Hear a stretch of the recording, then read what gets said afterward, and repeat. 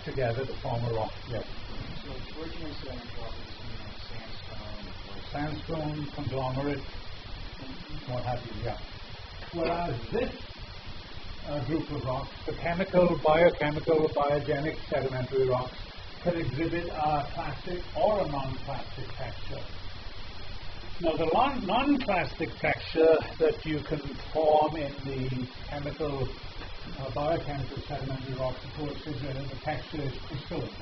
And it's a crystalline texture because the process is not unlike the crystallization of minerals from an igneous melt, except obviously precipitation and sedimentary rocks is occurring at essentially certain temperatures and pressures in which the minerals grow together in a crystalline form, and that would be a non-plastic texture.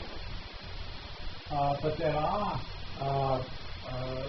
sedimentary rocks in this category that will exhibit a plastic texture where you can see individual fragments. And we'll see examples of that as we go through the talk today. I put this thing at the bottom because you like to think of things as being all very nice and well organized in life, everything fitting in its own little pigeonhole and so on and so forth. But there are examples of what we call sedimentary rocks that don't fit into either one of these categories. And organic sedimentary rocks fit into that category. The most obvious example being coal. Okay, coal is not made up of minerals that are inorganic. It's made up of organic material, and is commonly formed and associated with what we would generally recognize as being sedimentary rocks. And so coal is often talked about in the context of being a sedimentary rock, although if you look at the strict definitions and so on and so forth, it doesn't necessarily fall into that category. So you should always be aware of the kinds of outliers that exist in nature. Okay, so terrigenous sedimentary rocks, they comprise particles of pre-existing rocks that have been cemented together. And the point of importance here is these particles, during the life history of their development, behaved independently of each other during the process of erosion, transportation, and deposition. So you can imagine, if you will, the individual sand grain being bounced around and as it's being transported and ultimately deposited. And these are typically referred to as holocronous materials in that they represent solid materials that are brought into the basin of deposition from outside the basin of deposition. Now again, the kind of a clear-cut picture that you can put in your head about that is the Mississippi River and the Gulf of Mexico again. All of the stuff that's been generated by weathering and erosion on continental North America, all of that stuff that ends up in the Mississippi and is brought down the river and dumped at the mouth is being brought from North America, continental North America, and dumped into the Gulf of Mexico. So in that sense, they are considered to be holocronous materials. They're brought from outside and put into the basin.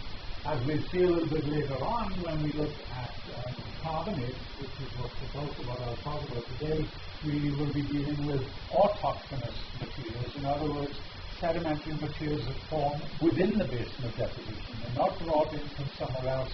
They actually form within the basin. And if you look at terrigenous rocks, 99% of them are made up of silicate-based minerals. Not particularly surprising given the resistance of silicate-based minerals to break down by weathering and erosion. The remaining 1% is non-silicate, and the presence of these less stable materials is generally related to some form of rapid erosion, transportation, deposition. In other words, it occurs very quickly so that there's not enough time to break those materials down. And finally, When we classify terrigenous sedimentary rocks, we classify them on the basis of composition or mineralogy and grain size or particle size. And so here we have a picture of a conglomerate where you can clearly see the plastic texture. These are clasps or fragments, okay? And you can see they have different size, shape. This one is particularly well-rounded, for example. This is a much larger particle, and you can see finer grain particles in between. And the whole shooting match is kind of stuck together because it's obviously undergone liquefaction. So when we talk about a clastic texture, that's what we're talking about, where you can see the individual particles that were once separate, individual behaving fragments that have been brought together and ultimately stuck together. Okay, so what I want to spend my time this afternoon is getting into the biogenic, organic sedimentary rocks, biogeochemical rocks, if you like. They form by precipitation of minerals from bodies of water through a variety of chemical or biochemical processes. So it's important to remember that in nature, when you have precipitation occurring, for a long time people thought about the precipitation as a purely inorganic process, but the more we look at these rocks, the more we come to recognize that there is a biogenic imprint of significant proportions, dominantly through bacterial interference, if you will, biological interference that enhances the precipitation process. And there are 5 kind of basic groups of these chemical, biochemical sedimentary rocks. And the one, obviously, that we'll spend the rest of this afternoon looking at are the carbonates. But we also have a group of rocks known as evaporites.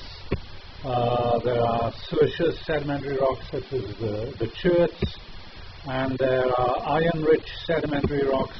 And finally, there are things called phosphorites, and if you go into the literature, you can find more. But in general terms, this grouping of 4 or 5 different types cover a large range of the chemical, biochemically generated sedimentary rocks. As I say, we will look at carbonates, principal reason being that they are volumetrically the most important of the chemical, biochemical sedimentary rocks. The carbonates account for about 14 or 15% of all sedimentary rocks. So clearly, terrigenous sedimentary rocks are the major players in the game in terms of their volumetric abundance.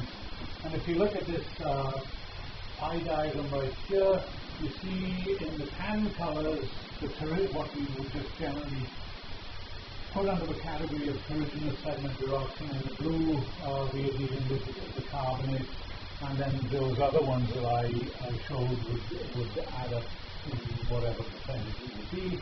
But interestingly, when you look at this from the overall perspective, recognize that the most important of sedimentary rocks are the very fine-grained sedimentary rocks, silts and shales, accounted for almost 75%, and the coarser-grained ones, such as the conglomerate that I just showed you in that earlier slide, sandstone conglomerates, 10, 11, 12% of the sedimentary rock record. So limestones and dolostone, which are magnesium-rich carbonates, represent a relatively small, but fortunately or unfortunately, important component of the sedimentary record. So if we look at the carbonate sedimentary rocks, obviously they're made up of carbonate minerals, and all carbonate minerals form by combining the divalent cations with the complex carbonate anion, the carbonate anion shown there in that first bullet. And the most common of the divalent cations are calcium and magnesium.